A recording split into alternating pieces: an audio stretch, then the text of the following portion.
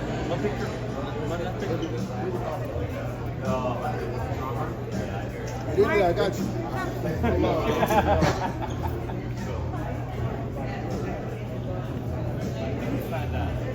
One time. The only one who beat Barrios and lost with Pacquiao. Thank you. One-time Thurman.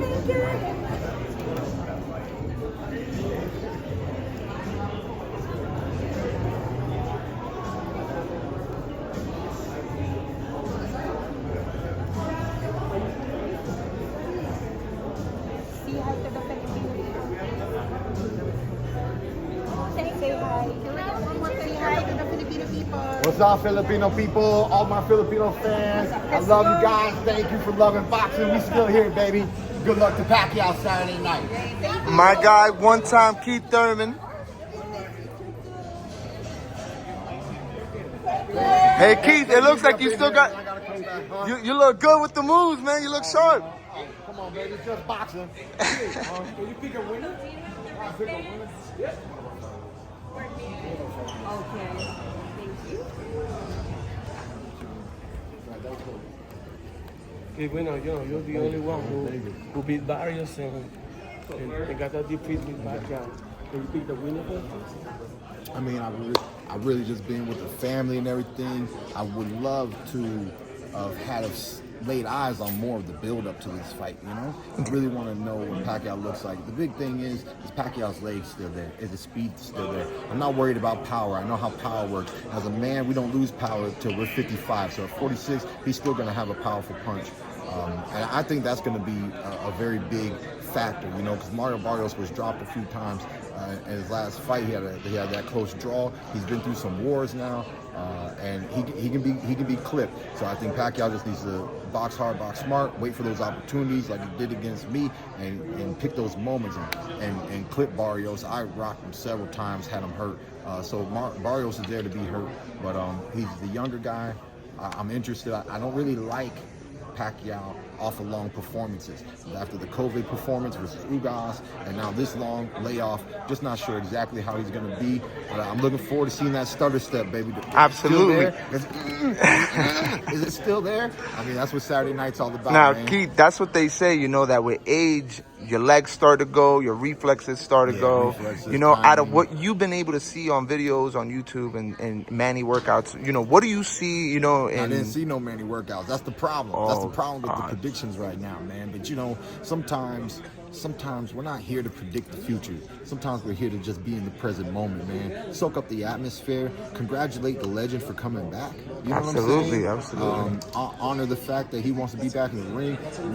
Support him, love him, and let's just see what he can do, man. He's made so much history. Is he going to be able to make history again right here, right now, July 19th, 2025? You know, and Mario Barrios, he's been on an up and up, doing pretty good, holding it down as champion ever since his 2 losses to Tank and myself. So, you know, both fighters, you know, got a lot on the line, but great fighters fighting great fighters, man. This is what boxing's all about, man. So let's be in the present moment. Let's enjoy the weekend. Talking about Tank Davis, you know, unfortunately with what happened with him last week and the whole arrest, you know, the fight with him and Roach doesn't seem like it's going to be happening.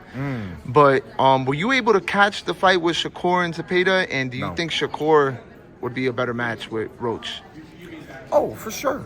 For sure. You know, I think Shakur versus Tank, Shakur versus Roach. Now, see, I think it's a great lead up, you know, to really get that big Shakur Tank fight would be Shakur Roach. And then when Tank's done with all of the melodrama, you know, then what's gonna happen, you know, from there? Is he gonna want that rematch? Is he gonna want the other guy? Because if he beat him, then he can be like, look, I'm better than Tank. Look what I did. Tank just sat around. He wasn't able to do this. He wasn't able to outbox Roach or something. So I think it's a good win-win for both fighters. I mean, and even Roach too, man. If Roach goes ahead and takes Shakur off of his hiatus and gives him that first L, man, it'll show the greatness of Roach, man. And like I said earlier, man, it's all about great fighters fighting great fighters. That's what boxing's all about. And so I would not deny that fight, and I would not want to miss that fight. Shakur and Roach. Roach actually been going at it right now with Gary Antoine Russell online. What do you think about that fight? You think that fight will be explosive? That's my boy. What's up, Gary? That's my boy. You know, we go back from the amateurs, man. He was always holding it down for DC, man. So, you know, that'd be DC versus DC pretty much, man. And, that's a dangerous fight, right? That's you know, that's a doghouse right there. And I love it, man. I support my boy, Gary Russell. I'm happy to see his comeback and do big and great things in the sport of boxing, man. But, you know, you gotta take it serious, man. I mean, we did so much as kids, and I just love watching his style. I was cheering for him in the Lomachenko fight and things of that nature, man. So I'm always in my boy Gary's corner, man. Though, you know, another fight that's you know, big right now. People talking about it. Devin Haney, Brian Norman. How do you see that fight playing out, man? Two guys that, you know, they don't back down from nobody or nothing. So how do you see that? You know, I don't like Haney at welterweight. I don't. I told his dad on his phone when he was trying to entice me to sign a contract. I told him straight, flat out, your boy will get hurt at 147. Stop acting like boxing is sweet and people don't get hurt in this game. Absolutely. Your boy will get hurt. You know, I still stand on that firmly, and I think that, you know, I just don't think he has the power at 147. I know he's got skills, but, you know, when you can just be walked down and when the other person has skills also, you know, eventually you're going to get clipped. And the 147 pounders, we have power. Absolutely, we absolutely. We can really do some damage. You know, like Danny Garcia dominated 140. He did a great job at 140. Yep. He was unable to establish himself in his career at 147. You know, this happens. Not everyone gets to be like Manny Pacquiao, Floyd Mayweather, and be multi-divisional dominants. So absolutely. Not everybody gets to do it. And I clearly don't believe that Devin Haney gets to do it. I don't think he gets to do it. Do you think that Devin Haney will have problems with that left hook with Brian Norman? I mean, you know, he had a huge problem with Ryan. You're gonna have problems at 147. I don't care what it is. Left hook, right hand, left uppercut, a few jabs. I don't care what it is. The body shots, whatever, man. I don't think he can dominate 147. There's a lot of lightweights in the welterweight division. Yeah. There's not true welterweights. But this Norman kid, he's an official welterweight. He's one of, and Boots just left, so Boots is out. Boots was a solid welterweight. These lightweights, Teofimo Lopez is coming up, and Timo can hurt Devin Haney too. He's not even a real welterweight, man. So that's just my opinion. I don't mind being proven wrong. So Team Haney, do your job, do what you do, box smart, punch soft, and prove me wrong, baby. And with Keith Thurman, they can get it anytime, right? Anytime, I'm ready, baby. I'll drop weight just for you, boo. Just for you, I'll drop the weight.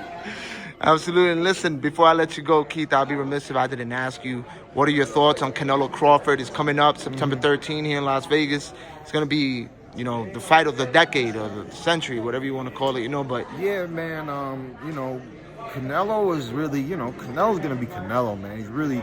I think all the variables lie on Crawford, Absolutely. Crawford is confident, but Crawford is outside of his zone. It's all about the training camp, the preparation, the extra weight, but still being agile, I believe that it's tactics and game plan. I hope he works behind that jab. I hope he works behind the feint. And I hope he uses small little angles and different things, almost like when Charlo got dropped, right? After he got dropped, he never got dropped again. And because he never got dropped again, there's evidence that a nice mover, keeping your hands up, you actually can not get hurt by Canelo. Yeah. Now, that was not the keys to victory because that was the keys of survival. But survival and tactics of not getting hit. The game of boxing is hit and not get hit. Absolutely. So to have the defense, to use the legs, Crawford's his own kind of fighter, so I'm not going to tell him to fight like Charlo, move like that, but box harder, throw more offense. That's one strategy, but I'm not going to tell him to do that, right? Absolutely. And then Floyd did his countering, he did his pop shotting. I would like to see a hybrid between Floyd's tactics and Jamel's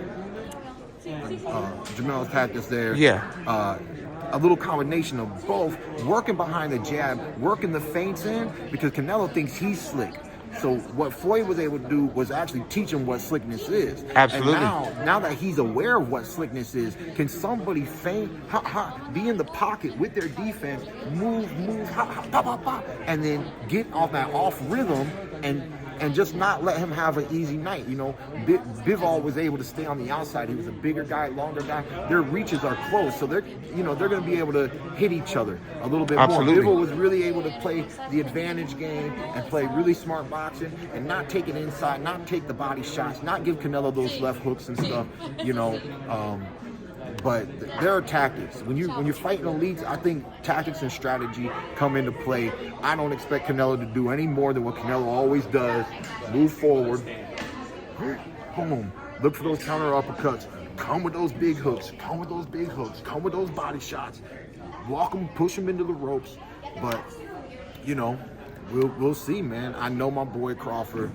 From the amateurs like me, we go way back. He has that IQ, and you know, I would love to see a masterclass performance. But you know, this is what I say about Canelo. I say this all the time. Canelo's not unbeatable. He's not unbeatable. The question is, you gonna beat him? Yeah. Let's get Keith, one time, Thurman. Thank you so much.